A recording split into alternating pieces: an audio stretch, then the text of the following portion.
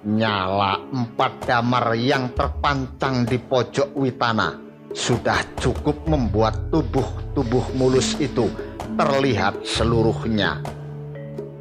Mau tak mau, alat kejantanan Pangraut dan Mambang bangkit seketika tanpa aba-aba.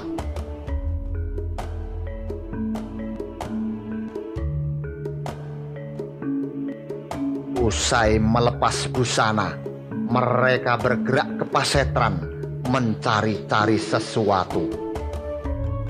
Mereka mendekati satu mayat baru, lalu menyeretnya ke pinggir pasetran. Mayat tersebut adalah mayat seorang wanita muda yang meninggal tadi sore. Kembali kemenyan gaharu dibakar di dekat mayat. Mereka bersila mengitarinya. Sejenak mereka bersamadi, lalu serentak berdiri dengan wajah yang terlihat bengis. Salah satu dari mereka membawa damaru dan memukulnya dengan irama kaku. Keenamnya berjalan mengitari mayat yang telentang. Dari barat bergerak ke selatan, lalu ke timur, ke utara, dan kembali ke barat lagi. Gerakan memutar itu dilakukan hingga 7 kali. Itulah gerakan prasawya. Mereka berputar sembari merentangkan kedua tangan dengan jemari terbuka, menari-nari kaku dengan rambut yang terurai. Seusai memutari mayat 7 kali, mereka menari seliar-liarnya. Ada yang melompat-lompat dengan satu kaki menjejak tanah dan kaki lainnya ditekuk. Ada yang menungging seperti babi, lalu berguling-guling. Ada yang memegang lingga dan menarik-nariknya.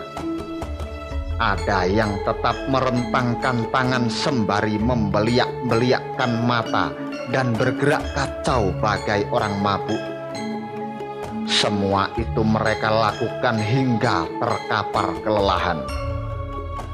Begitu tubuh-tubuh itu sudah jatuh ke tanah, sekejap kemudian mereka beringsut dan bersila kembali. Beberapa saat mereka melakukan beberapa gerakan mudra dengan jari tangan mereka. Ketika bunyi mantra penutup diteriakkan sang pemimpin, seorang wanita, disudahilah gerakan mudra itu. Lalu salah satu dari mereka mengambil bumbungan bambu dan meneguk isinya, bergiliran satu demi satu. Pangraut yang menyaksikan pertunjukan itu tahu benar bahwa yang diteguk adalah arak. Mereka kemudian mengambil buntalan, membukanya, mengeluarkan isinya, dan memakannya dengan rakus. Semula Pangraut tidak tahu apa yang sedang dimakan. Namun kemudian dia mengerti bahwa isi bungkusan itu adalah seekor ikan mentah besar.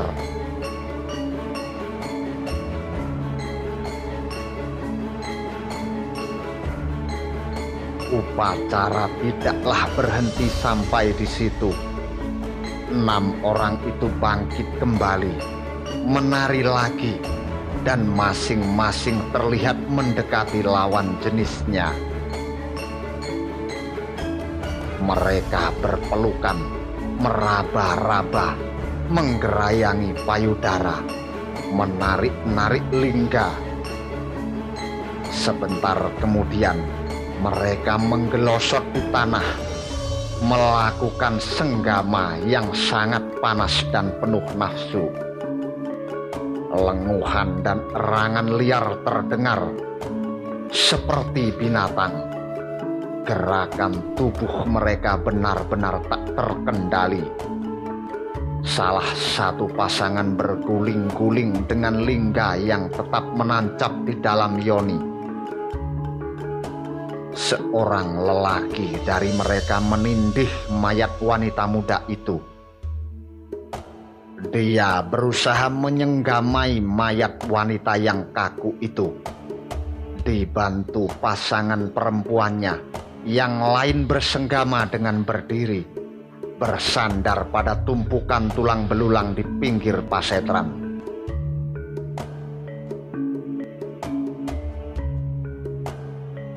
Dewi Tana, Pangraut dan Mambang mendelik dibuatnya. Berkali-kali mereka menelan ludah. Tak sekejap pun mata mereka berpaling dari pemandangan itu.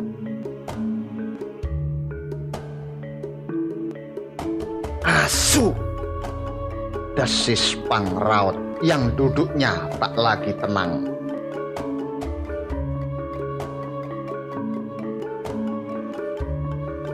Berkali-kali Pangraut membetulkan letak lingganya di dalam celananya.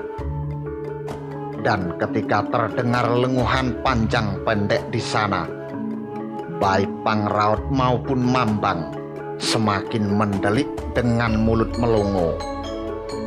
Mereka benar-benar terangsang melihat 3 laki-laki berdiri sambil menyemburkan kama ke sekujur tubuh pasangannya. Yang bersimpuh pasrah menerima. Napas Pangraut dan Mambang tersengal-sengal. Kata-kata makian mendesis dari mulut Pangraut. Asu, asu!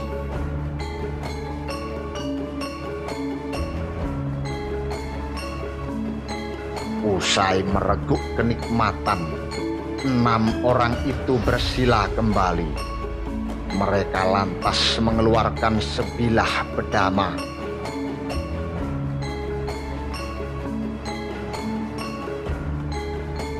Ini yang paling asu! Maki Pangraut sembari memalingkan wajah ketika melihat bedama sudah siap dihunjamkan ke mayat wanita muda.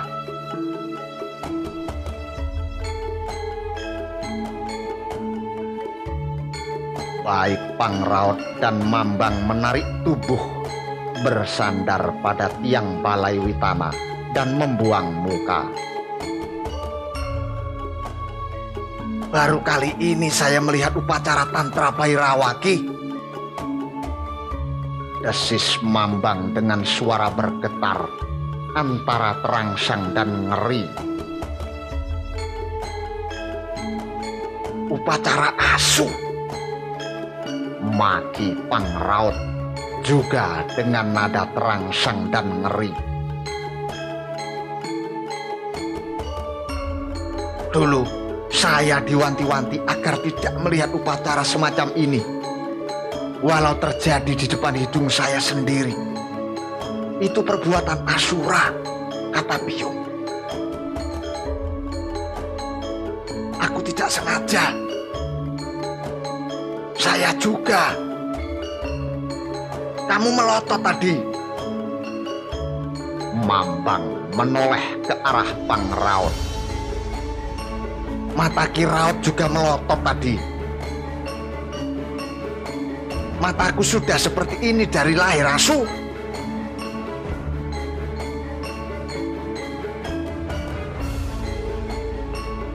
Mambang mencibir kesal.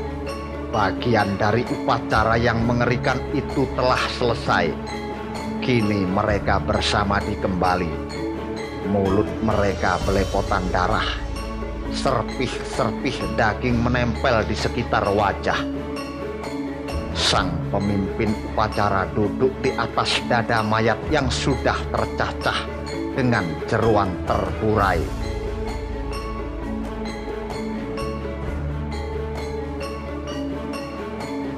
Baru saja mereka tenggelam dalam samadi, tiba-tiba saja mata mereka membeliak hampir bersamaan.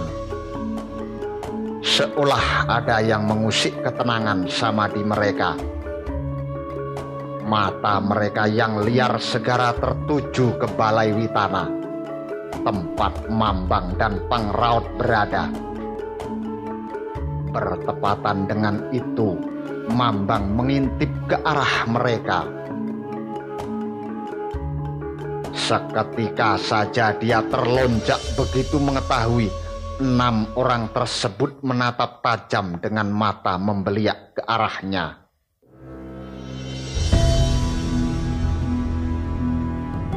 "Ki, Ki!" Mambang berteriak ketakutan. Pangraut menoleh ke arah Mambang dan melayangkan pandangannya ke arah Mambang menatap. Lagi-lagi mata Pangraut membelalak. "Mau apa mereka? Mau apa mereka? Celaka, Ki!"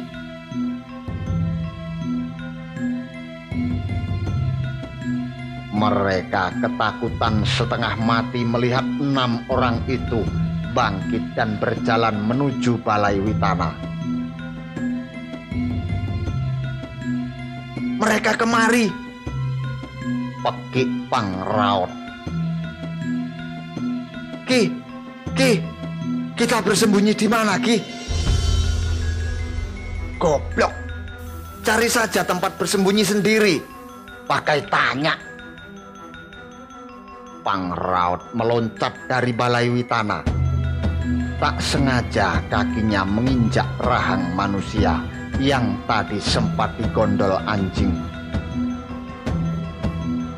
"Asu!" makinya sambil meringis kesakitan.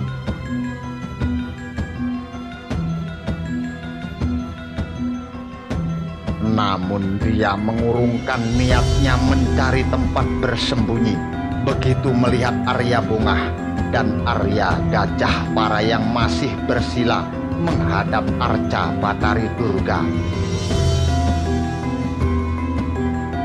"Mambang, bangunkan Kanjeng Arya berdua itu."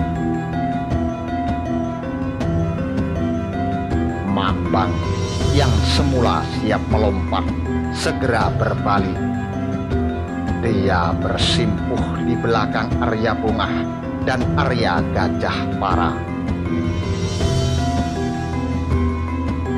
"Kanjeng, Kanjeng, bangun Kanjeng." Tidak ada sahutan. Dia mengiba-iba sembari melirik ke arah 6 orang yang berjalan cepat ke Balai Witana. "Kanjeng!"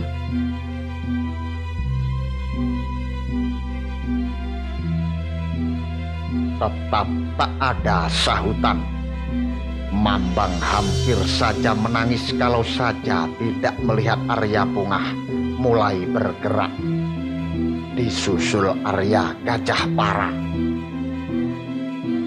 Arya Bungah pun bangun dari samadinya. Dia menoleh ke arah Mambang yang bersembah dengan tubuh menggigil. "Ada apa, Mambang?"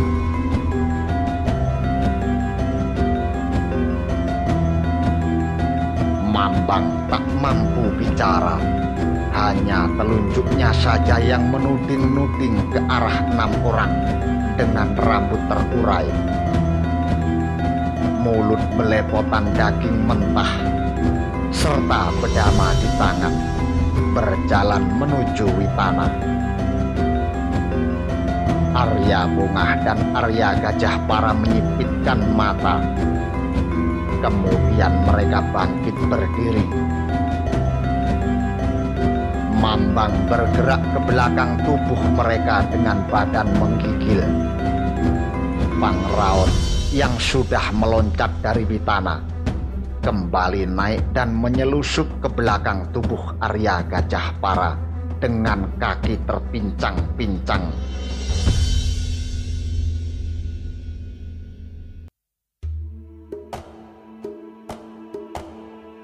Tatkala 6 orang itu mencapai Gapura Witana, Arya Bungah berkata tegas, "Apa mau kalian?"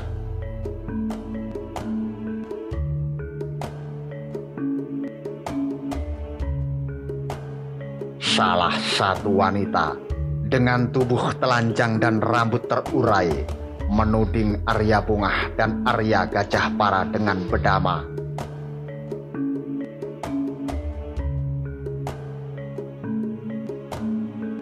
Menyingkir kalian dari Witana itu.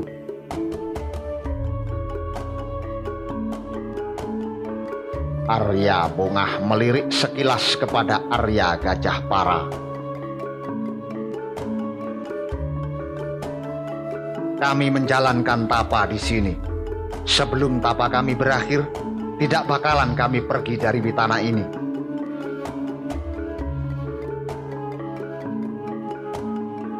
Menyingkir atau kami jadikan caru?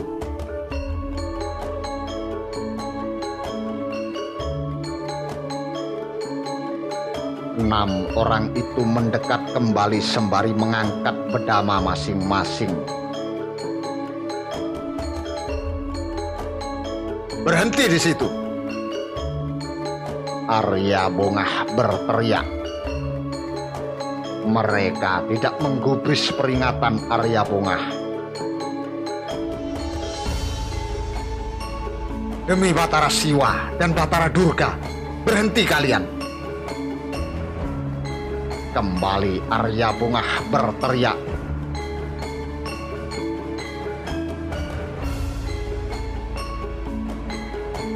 Tetap tidak digubris. Arya Bungah menggeram. Dia melompat sembari mencabut kerisnya. Arya Gajah Para berlaku sama. Dia melompat sembari menusukkan keris di tangannya. Keris Arya Bungah dan Arya Gajah Para telak menjojoh perut dua orang di antara mereka. Keris di tangan Arya Bungah menghunjam tubuh seorang lelaki dan keris milik Arya Gajah Para menghunjam tubuh seorang wanita. Keris masuk ke dalam perut mereka, benar-benar masuk hingga pangkal keris. Namun tak ada darah yang keluar. Tak ada jerit kesakitan. Dua orang yang terkena tusukan malah menyeringai. Gigi dan bibir mereka terlihat merah. Dengan satu jejakan, tubuh Arya Bungah dan Arya Gajah Para terdungkal.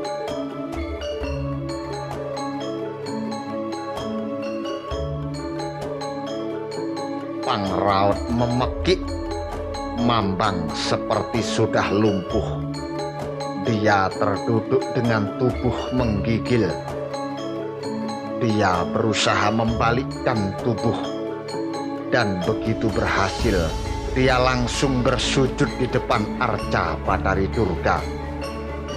Bibirnya mendesis.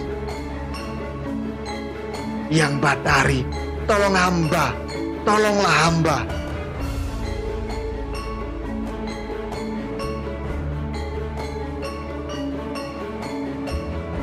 Melihat yang dilakukan Mambang, Pangraut berbuat serupa. Di Pasetran, Arya Bungah dan Arya Gajah Para bangkit kembali dengan mata merah karena marah. Tusukan keris mereka tak sedikit pun bisa melukai atau membuat lawan terjatuh. Kini 6 orang itu mengepung keduanya. Menyingkirlah, atau nyawa kalian lepas dari tubuh. Ancam seorang wanita lain.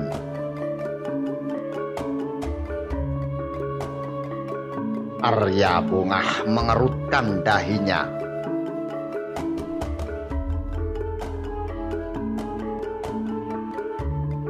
Sebentar, kenapa dengan kami di sini? Apa salah kami? Menyingkir, kalian menghalang-halangi upacara kami. Menyingkirlah dari wanita. Arya Bungah dan Arya Gajah Para saling menatap heran. Kisana dan Nisana, kami tidak bermaksud menghalangi upacara kalian.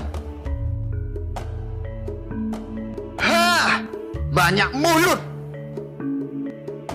Seorang lelaki menubruk Arya Bungah dengan sabetan bedama. Arya Bungah tangkas menghindar, lalu menyampuk tangan yang memegang bedama itu dengan kaki.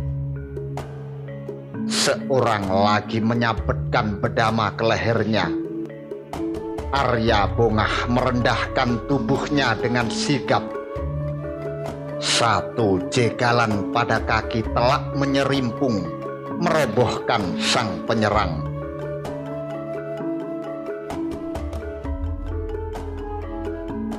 Arya Gajah Para memundurkan tubuh dengan wajah tegang. Lelaki yang baru saja jatuh segera bangkit. Dia menggeram mengerikan. Dengan mata membeliak-beliak, dia mendekatkan kedua telapak tangannya ke mulut. Dia menggosok mulutnya sembari mengangguk-angguk dan mengeluarkan suara geraman. Berkat sorot cahaya damar, tampak asap tipis mengepul dari sela-sela jemari orang yang menggosok mulutnya itu. Pangiwo, hati-hati Kang Bongah.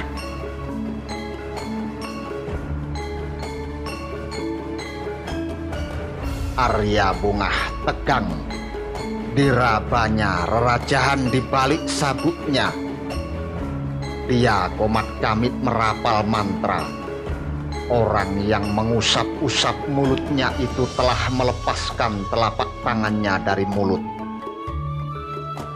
Sontak dia menghembuskan napas sekeras-kerasnya dari mulut yang menganga lebar. Bau bangkai tercium seketika. Tak terjadi apapun. Semua tetap seperti semula. Tetapi tidak. Tiba-tiba hawa panas datang menyengat, menerjang deras tubuh Arya Bungah dan Arya Gajah Para.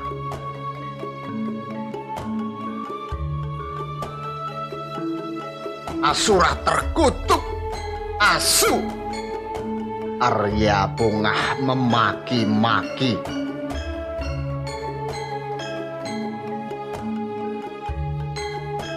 Arya Gajah Para memekik-mekik kegerahan.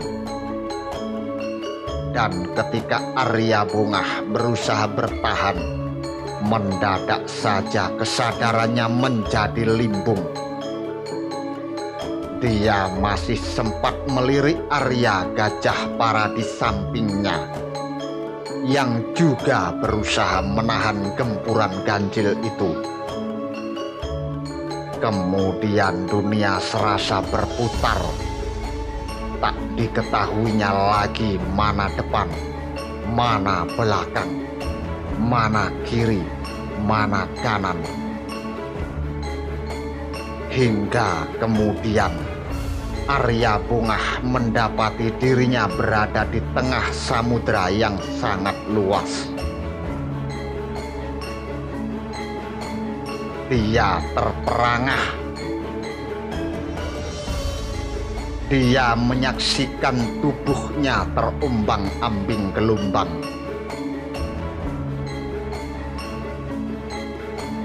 Suara debur ombak dan angin laut memekakkan telinganya. Cepat dia berusaha mencari-cari pantai, namun tak didapatinya satupun daratan di segenap arah. Dia panik. Dia memutuskan berenang ke arah mana saja yang dia yakini dekat dengan daratan. Tetapi harapannya sia-sia.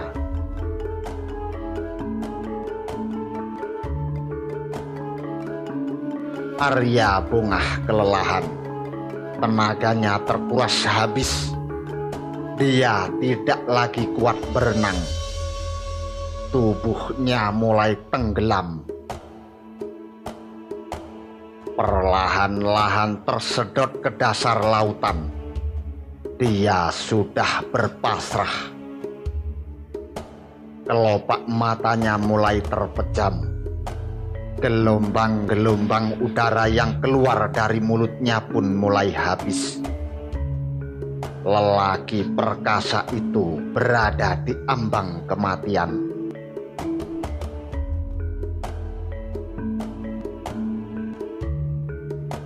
Tiba-tiba dia merasakan kehadiran seberkas cahaya jernih.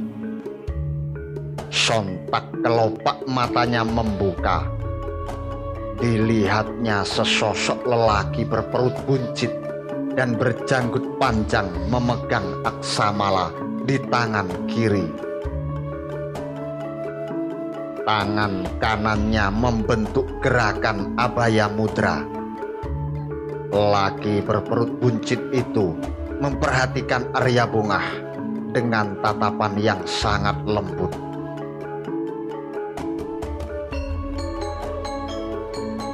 Ucapkan mantra Aditya Herdayam. Hanya itu yang diucapkan.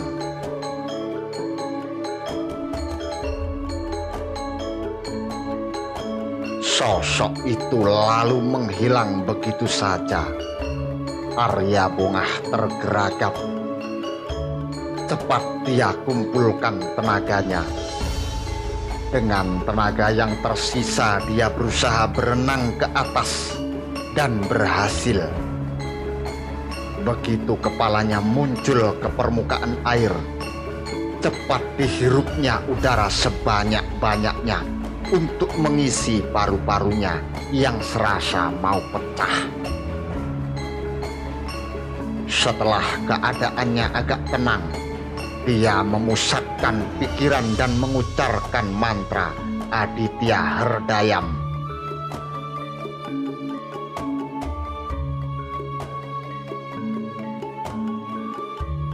Begitu mantra diucapkannya sekali, gelombang besar menghantamnya. Arya Bungah kembali panik.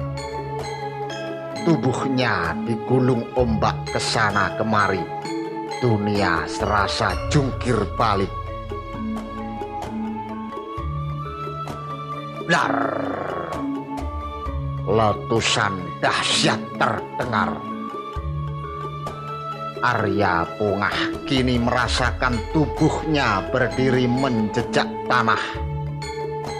Dia membuka kelopak matanya. Dan apa yang dia lihat sungguh sangat mencengangkan. Di depannya, tak jauh dari tempatnya berdiri, 6 orang manusia menjerit-jerit di lalap api. Arya Bungah masih kebingungan. Diperhatikannya sekeliling dengan cemas. Dia berada di Pasetran. Yah, dia di tempat sebelum tubuhnya terlempar ke tengah samudera. Sejenak, dia berpikir keras mencerna hal yang baru saja dia alami. Serta merta dia menyimpulkan dan menyadari bahwa baru saja dirinya terpengaruh Pangiwo dari salah satu penganut Tantra Bhairawa. Kalau saja dirinya tidak ditolong orang berperut buncit yang menganjurkan dirinya membaca mantra Aditya Herdayam, pastilah dia tewas oleh pengaruh sihir mereka. Kini di depan matanya 6 orang manusia penganut Bhairawa itu mengejang-ngejang terbakar api. Jeritan mereka yang semula keras makin lama makin melemah. Bau daging gosong menyengat. Sebentar saja tubuh mereka tak bergerak dengan api yang tetap memanggang mereka. Mereka tewas mengenaskan.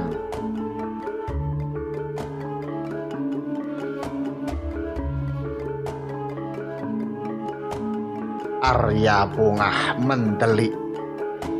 Dia seperti terpaku ke dalam tanah. Mendadak dia teringat sesuatu. Dia mencari-cari ke sekeliling, dan dia mendapati yang dicarinya. Arya Gajah Para telentang di tanah. Cepat Arya Bungah menghambur mendekati tubuh temannya itu. Dia memeriksa detak jantungnya. Masih ada. Arya Bungah lega. Matanya melayang ke Balai Witana. Di sana Pangraut bersujud kepada Arca Batari Durga.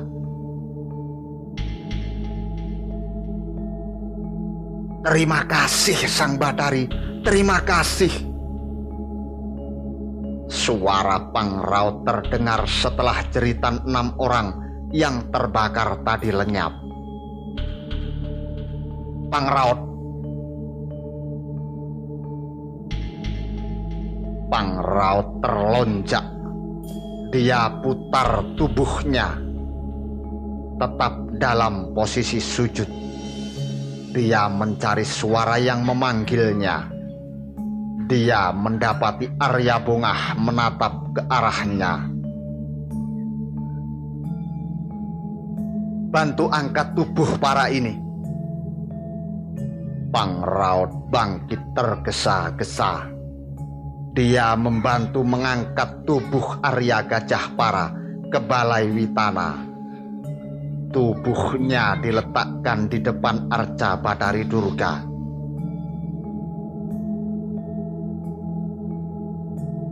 Kanjeng, apakah kita akan diamkan saja?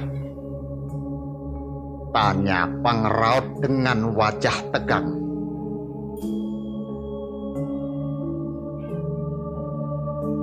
Arya Bungah tak menjawab. Dia berpikir keras. Lantas dia menatap Pangraut. Menurut kamu?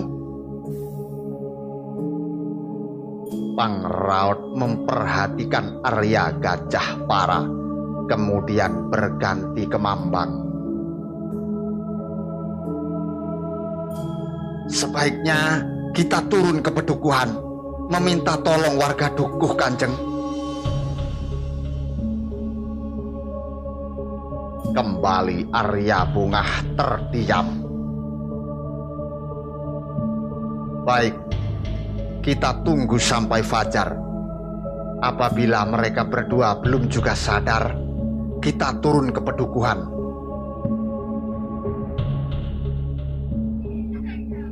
Ucap Arya Bungah sembari mengamati letak bulan di atas langit dengan tatapan yang masih tegang. Pangraut bersembah.